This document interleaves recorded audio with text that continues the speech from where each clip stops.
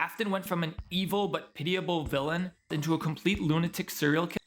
Then he became a mad computer scientist, but he was also like a wizard or knew alchemy since he was like transposing souls into robots. Then he also became a literal animatronic. Then he became a spirit trapped in hell. Then he became a computer virus that also might be a ghost, but also just might be a computer virus. Then he became an even worse computer virus. Then he became a white lady. Even if Afton was at one point an actual character with character and motives and a sympathetic backstory, he isn't anymore. He's a force of nature villain who just does evil things because he is evil.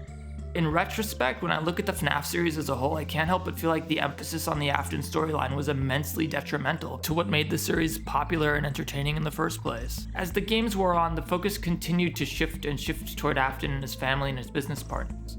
Fazbear Entertainment kind of contributed a lot to the lore and world building, and some of the revelations surrounding him were kind of cool and interesting. Unfortunately, it had the unintended effect of taking the focus off of what made the series novel, and in my opinion, so popular in the first place. The animatronics, scary robots in a scary place doing scary things. Baby bird. No, Chica, you're scaring me. That was all the story ever needed to be. Note that there was no Afton in FNAF 1. There was no purple guy, just the phone guy, and he was literally just that, the phone guy.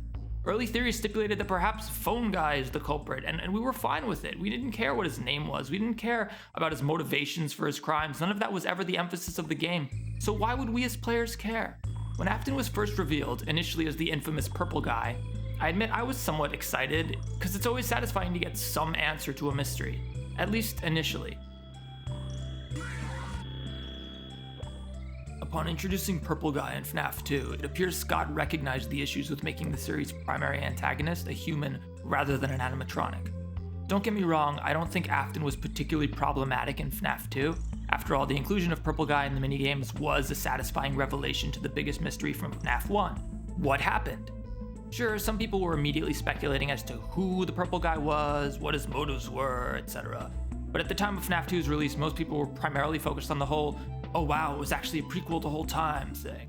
If you've enjoyed this video so far, please consider giving me a like or a subscription. Thanks, and back to the video. The game did an adequate job tying up the whole what happened loose end from FNAF 1 in a satisfying way. What this purple guy was doing was intriguing, but also secondary. The game doesn't really place much emphasis on who is he or why did he do it, so most players weren't really concerned with those questions. Those revelations just weren't really pertinent to the gameplay in the first two entries, so while it gave us some answers, it didn't really give us any new questions.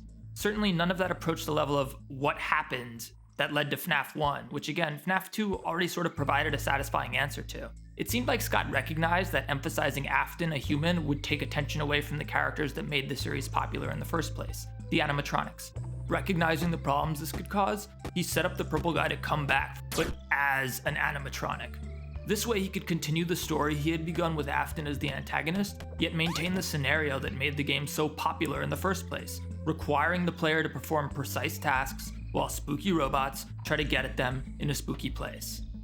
This is when things really started to fall apart for a lot of fans, though again, a lot of it only becomes obvious in hindsight.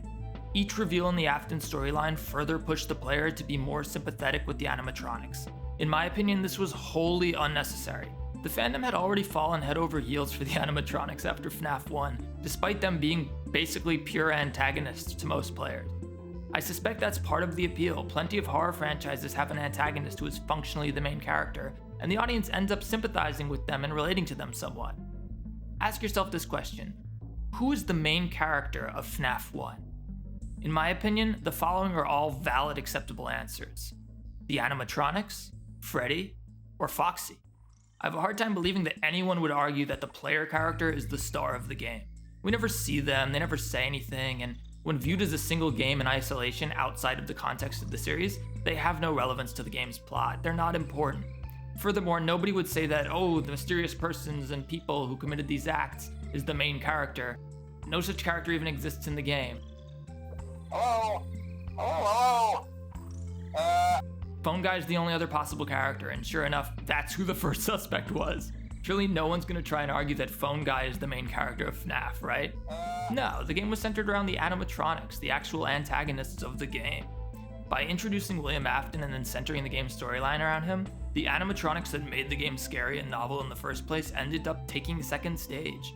We learned far too much from Afton, and again, while each small new revelation seemed satisfying at the time we discovered it, hindsight is 2020. Now that we can look back at the totality of the games, we can see the original scenario that resonated with so many people was quickly becoming stale. It wasn't interesting anymore because there wasn't really any mystery to it. We knew what happened, who did it, why, and probably far more than we ever needed to about the perpetrator of the crimes from the first game. I don't think including a character like Afton would always result in unsatisfying stories. I do think this story is ultimately flawed, as it'll inevitably end up having to explain the origin story and the mechanism of souls at one point, thus inherently making the animatronics themselves less mysterious and de-emphasizing them. Unfortunately, FNAF 3 is where Afton's influence on the story would begin to take a deeper toll.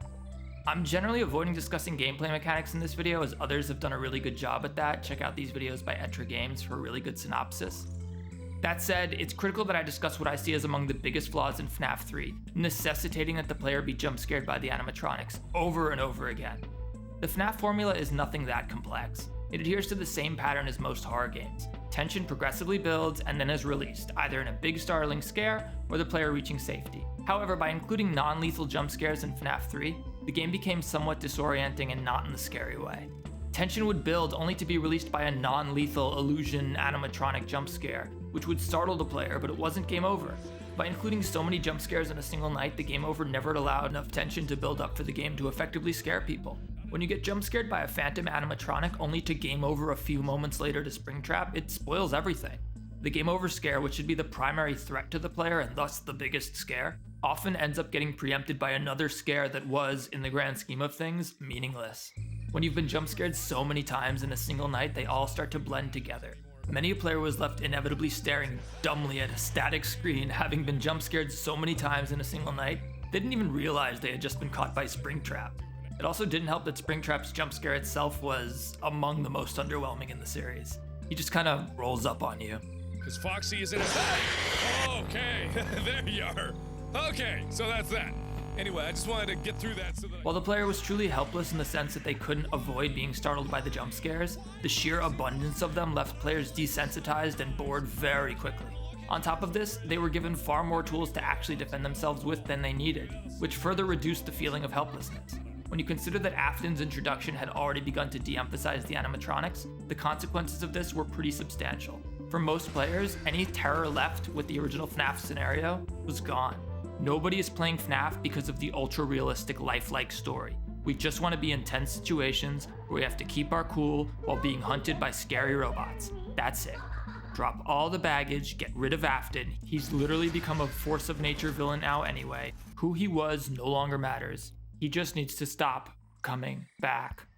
Get rid of Remnant, get rid of humans that are indistinguishable from robots, get rid of illusion discs, get rid of the whole tale of two families, get rid of this notion that the same thing somehow keeps happening at the exact same pizzeria chain and they're still able to not only operate but clearly thrive.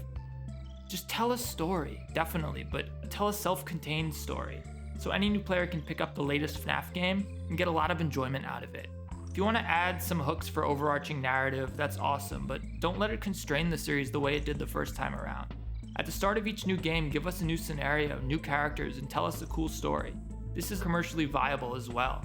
It's way harder to sell a sequel to someone who didn't play the first game when there's tons of intricate details you need to know, and you have to have played every game and watched 11 hours of game theory to actually understand. Less is more.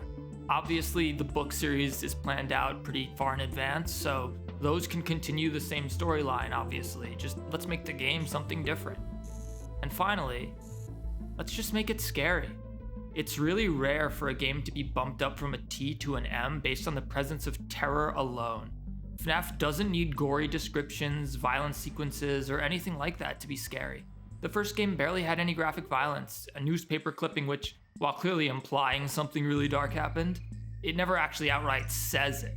So by focusing on intense, scary sequences, I think they can maintain their teen rating, keep their 10 to 14 male audience demographic, but still create a scary experience for the older fans, because horror doesn't need to be explicit to be scary, even for adults.